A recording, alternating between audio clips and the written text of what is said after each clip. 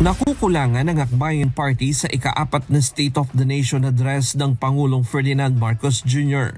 Ayon sa Akbayan, puro checklist lamang ang sinabi ng Pangulo pero kulang na kulang sa tunay na pangangailangan ng mamamayan.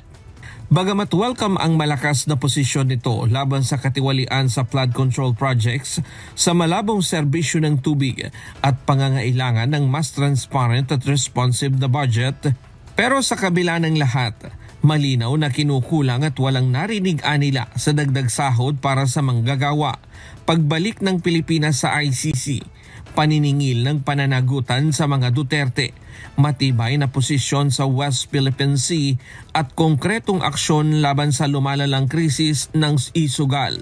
Yung una po ay yung 200 wage hike, inabangan din po namin. Hindi rin po naibanggit yung lumalalang isugal, no? Ito pong, at yung syempre po, yung mga kampanya din po namin sa Akbayan Youth na yung sa lumalala nga pong educational crisis, yung pagsasabatas po ng allowance is essential. Sobrang lala po noong online isugal bill, no? Lalo na po na ang main target nila ay kaming mga kabataan, ang daming mga ads sa at mga billboards, maging sa mga ads po sa social media.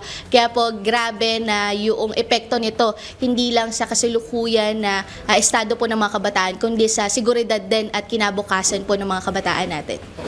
Sa loob ng 3 taong panunungkulan, wala nilang major accomplishment ang Pangulo. Resulta at hindi listahan lamang ang dapat magawa ng pamahalaan ang inaasahan aniya ng mga Pilipino.